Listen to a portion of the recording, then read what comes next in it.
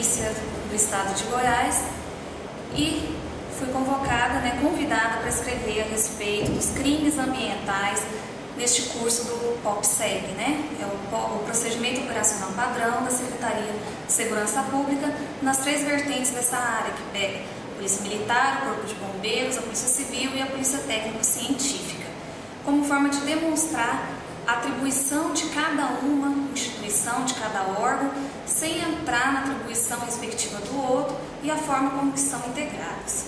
No que diz respeito aos crimes ambientais, na atribuição da Polícia Judiciária, ou seja, de investigar e apurar os crimes, foram feito esse procedimento esmiuçando em 5 vertentes: as diligências gerais, a questão dos crimes contra a fauna, os crimes contra a flora, da poluição e outros crimes e dos crimes contra o ordenamento público.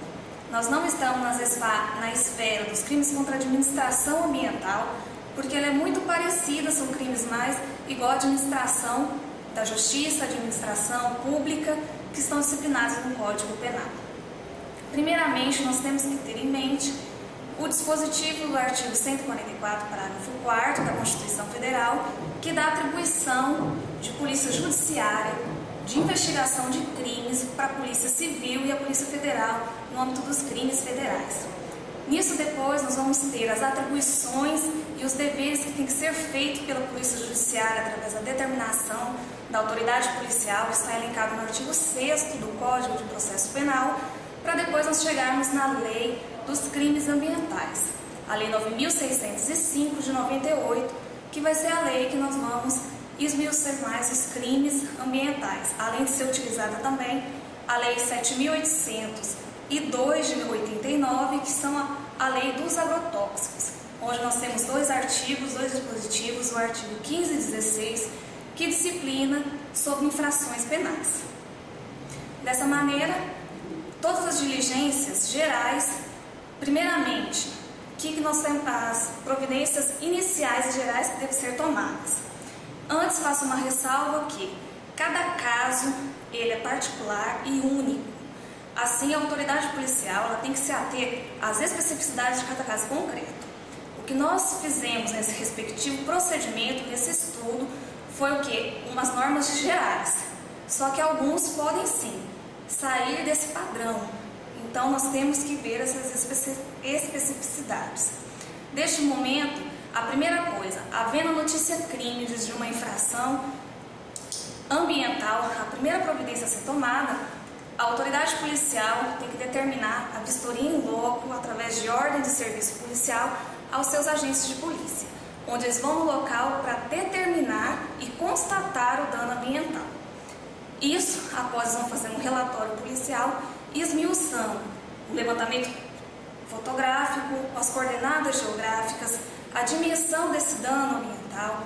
Se tiver instrumentos ou produtos do crime, vão fazer a imediata apreensão, entrega à autoridade policial, havendo um artigo específico, além do nosso Código de Processo Penal, na própria Lei 9.605, falando sobre a apreensão de instrumentos havidos nos crimes ambientais, que é o seu artigo 25 da Lei 9.605. Após isso, nós vamos ter o que? A autoridade policial ela tem que verificar se está presente o elemento normativo do tipo nos crimes que eu prevejo. Após, vai fazer a cariação de documentos, nos casos que eu prevejo a solicitação imediata da perícia, principalmente nos casos dos crimes que os vestígios desaparecem. Então já tem que coletar água, animais silvestres, tem que mandar tudo isso para análise, para que a gente mantenha essa materialidade delitiva.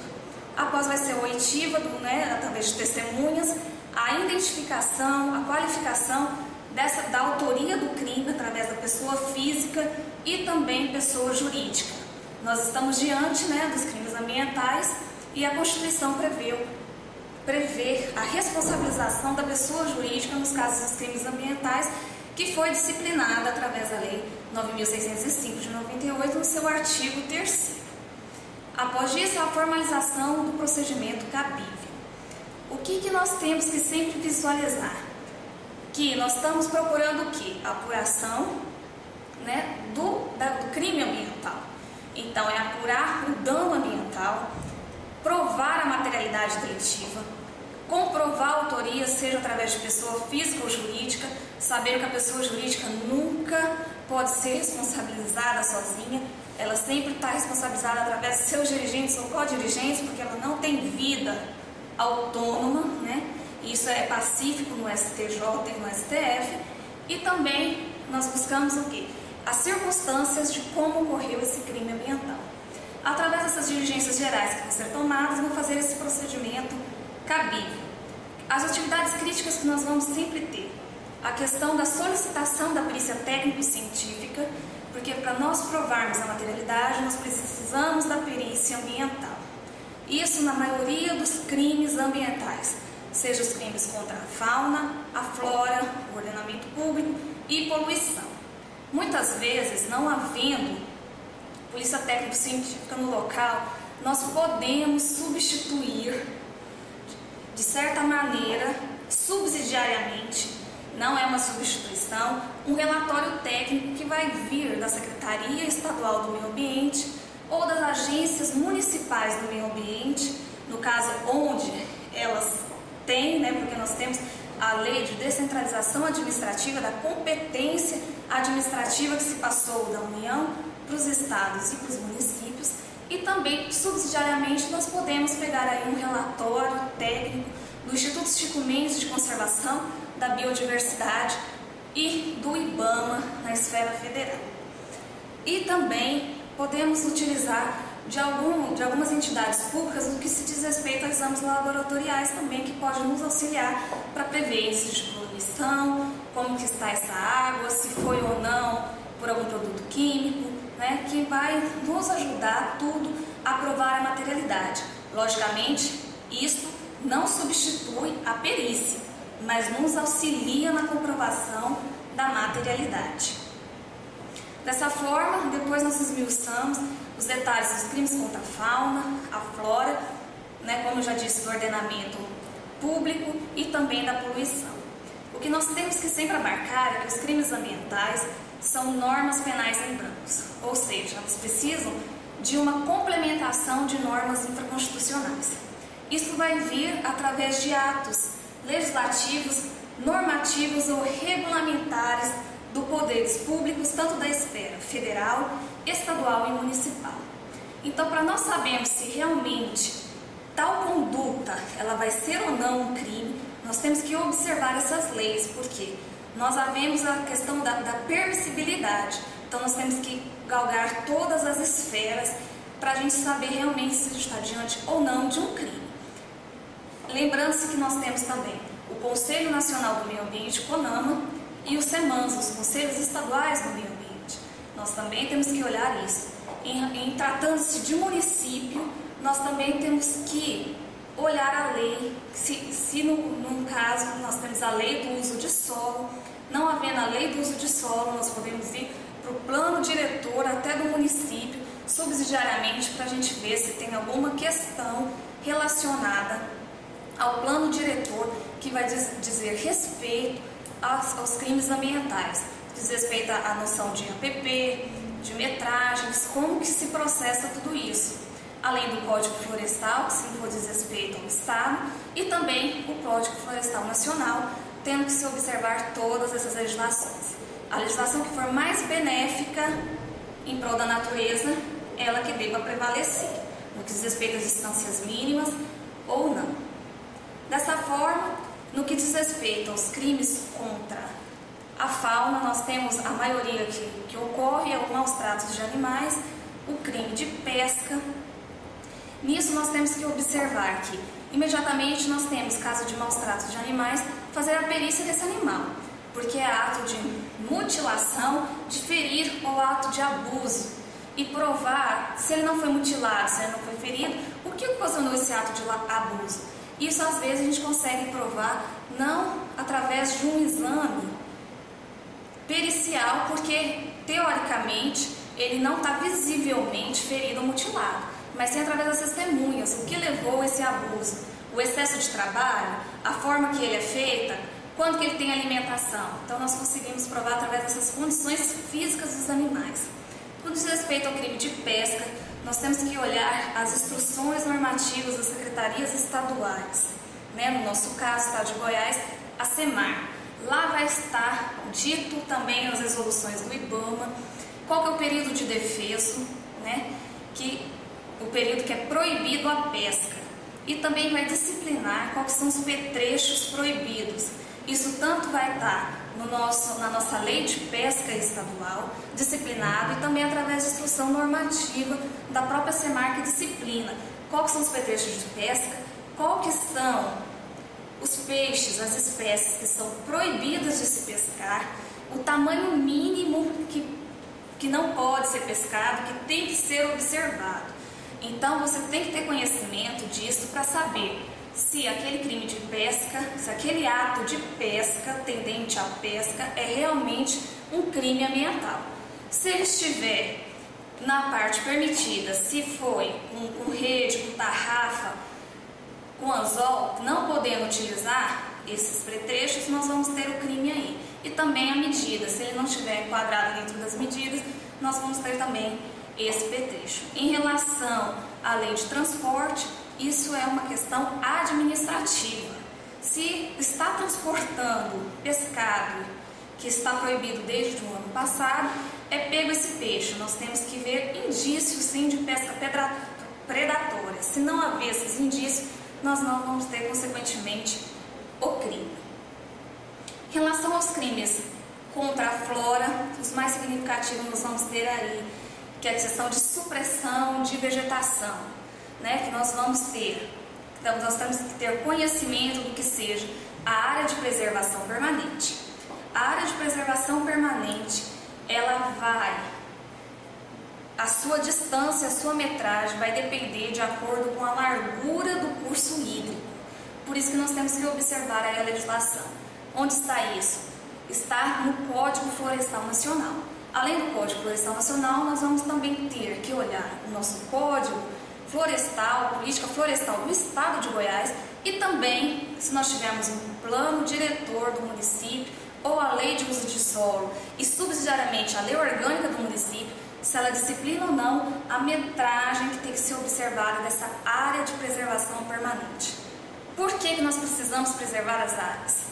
Porque senão nós acabamos com o curso hídrico, né? Ali a vegetação ela dá o suporte, esse equilíbrio ambiental para o curso hídrico, senão nós vamos ter erosão, o assoreamento do curso hídrico, então por isso tem que ser observado. Só que ela não é obrigatória, porque o próprio Código Florestal Nacional, ele abre as permissões em que essa área de preservação permanente, ela pode ser suprimida, pode ser explorada. Então, neste caso, nós temos que olhar se ele está lá. É um caso o quê? De interesse público, de utilidade, e também nós temos agora o baixo impacto ambiental que nós não tínhamos no código anterior. Então, tudo isso tem que ser observado a partir do artigo 3 do nosso Código Florestal, para nós sabermos se aquela região pode ou não ter sido explorada, se vai configurar ou não um crime. Mas, logicamente, para ser construído no local, nós vamos ter que ter um decreto, um ato do poder público disciplinando que aquela área, sim, por utilidade pública, por necessidade, ela pode ter sido explorada. Então, sempre temos que fazer essa observação. No que diz respeito ao transporte de madeira, nós sempre temos que ter um documento de origem florestal. Isso também é uma lei que disciplina sobre tal vertente, né? E sempre tem que olhar isso. Então, nós sempre temos que ter em mente, primeira coisa que eu disse, verificação do cumprimento do elemento normativo do tipo. O elemento normativo do tipo está aí, por quê? Havendo autorização, permissão do poder público, muitos artigos condicionam isso no final do tipo penal. Havendo isso, não há o crime. Por isso que nós temos que ter conhecimento de toda a legislação ambiental aplicada àquele caso concreto, para nós estarmos diante ou não de um crime ambiental, ou uma mera infração administrativa, ou ao menos um fato atípico. Pode ser imoral, ilegal, prejudicial ao meio ambiente, mas se ele é permissivo, se está dentro, conforme todas as condicionantes estabelecidas na lei, nós não vamos ter um crime ambiental, já que estamos falando a respeito de infrações penais. Dessa maneira também, por último, né, nós temos os crimes de poluição. Neste, sempre havendo um crime de poluição, imediata coleta do objeto que foi condicionado, que foi poluído, ou do condicionador dessa poluição. Se foi na água, já coleta essa água, já chama realmente a perícia para a gente fazer os testes laboratoriais para nós vermos os níveis. Por quê? A poluição só é realmente considerada crime quando ela ocorre em níveis tais ou que possa causar danos à saúde, ao meio ambiente, aos animais. Então não é qualquer tipo de poluição que está explicitada na lei, né, de poluição, onde nós temos a sua definição, que vai configurar realmente o crime de poluição. Então, por isso que nós precisamos realmente, neste caso, da perícia, para comprovar que possa causar ou ocasione níveis tais que geram, né, danos ao meio ambiente, à saúde humana. Então, é necessário, como eu te disse, pode haver a complementação sim, através de exames laboratoriais, de órgãos públicos competentes, ou através até do relatório técnico. Mas isso tudo vai subsidiar o nosso laudo pericial para comprovar realmente que houve esse tipo de crime. E material, havendo suspeita de que tal material, né, contaminante foi aquele provocante da poluição, o eventual crime de poluição, também apreender imediatamente e pedir a perícia desse material. Nós também aqui vamos ter que observar a legislação federal no que diz respeito a que sejam produtos químicos, tóxicos, nocivos e perigosos à saúde humana. Nós temos aí os decretos também que vão disciplinar a periculosidade nos seus níveis 1, 2, 3 e 4 de tal componente químico que também vai subsidiar aí a nossa materialidade. O que diz respeito ao ordenamento público, os crimes que nós temos mais abarcados são os crimes de pichação, né? Neste caso, nós temos o quê? Fazer o levantamento fotográfico, utilizar as coordenadas, ver onde está, porque os pichadores, apesar daqueles traços que eles fazem, aqueles correspondem o quê? A letras do alfabeto que eles sabem o que significa. E ali eles estão pichando o nome deles, ou seja, o seu apelido. E depois do seu apelido, eles jogam no final, um pouquinho mais abaixo, uma letra menor, respectivo que seria o grupo a que ele pertence, que seria a galera que muitas vezes eles se juntam com o intuito de praticar crimes. A maioria é o crime de pichação, que é só o início, né? Indo para as drogas e muitas vezes até cometendo os crimes contra o patrimônio, além do próprio ordenamento aí que está praticando pichação, muitas vezes pratica o crime de dano. Além disso, até o próprio furto e o roubo, como forma de subsidiar que ele tenha também material, corda, porque muitas vezes fazem escaladas, grandes prédios para poder se pichar, fazer, né, esses rabiscos e tudo mais, que deixa a nossa cidade, nossos monumentos cada vez mais horríveis, né, sujam os nossos monumentos. A própria lata de spray, tintas, então nós vemos que o início é o crime de pichação. Depois ele vai subsidiar vários outros crimes, até mesmo como forma de você conseguir garantir que ele perpetue neste crime de pichação. Então nós temos que identificar qual que é a galera que ele pertence, que é o grupo que corresponde também a uma quadrilha, tem que também sempre estar afeto nisso, que esses verdadeiros grupos, eles são quadrilhas.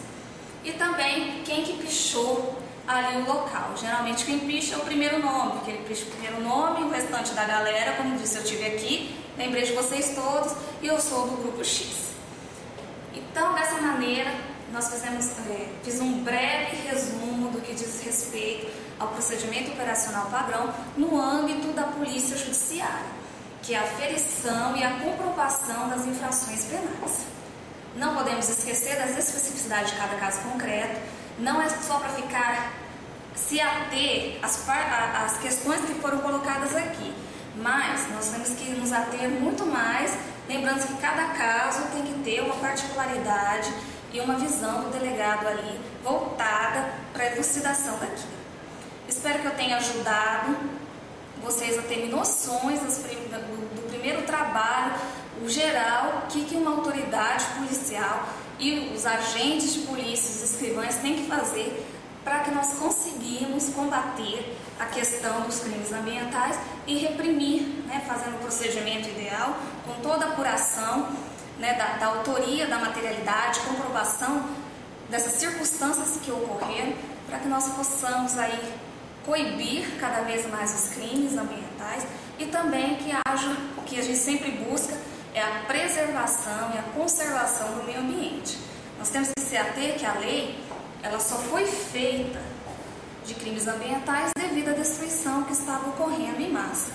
E nós sabemos que nós vivemos numa sociedade, tem que ser em harmonia e o meio ambiente ele contribui em tudo, né? Nós precisamos da água, nós precisamos do solo, nós precisamos do ar para sobreviver. Por isso que nós temos que sim fazer de tudo para que esse meio ambiente seja preservado, que tendo sim um crime, uma agressão contra a natureza, nós imediatamente vamos ao local, apuramos corretamente isso, como forma de não se perder a materialidade, para que nós conseguimos reprimir e conservar cada vez mais, incutir na sociedade que nós precisamos sim de um meio ambiente equilibrado, não só para hoje, mas também futuramente, e não só pensar na esfera econômica, porque infelizmente acaba-se que o ordenamento público o ordenamento público ele acaba privilegiando muito mais a questão econômica do que do meio ambiente, onde nós vamos ver que ocorrem essas grandes enchentes, né, os grandes problemas que nós temos tendo com erosão, desmoronamento porque as residências estão em morro. Então, por isso sim que serve o Código Florestal para ele ser observado e, consequentemente, havendo aí um ato que desencadeie, né, uma consequência natural do meio ambiente, porque ele foi provocado, né, não é um caso fortuito de força maior, mas devido à provocação vem a consequência, a resposta, que muitas vezes aí nós vamos ter que apurar o caso sim e elucidar isso, provando o crime ambiental. Muito obrigado, espero que vocês façam um bom curso, né, e que esses ensinamentos eles só sejam o início, né, que vocês comecem a se inteirar mais a respeito dessa legislação ambiental que é tão vasta e de grande importância.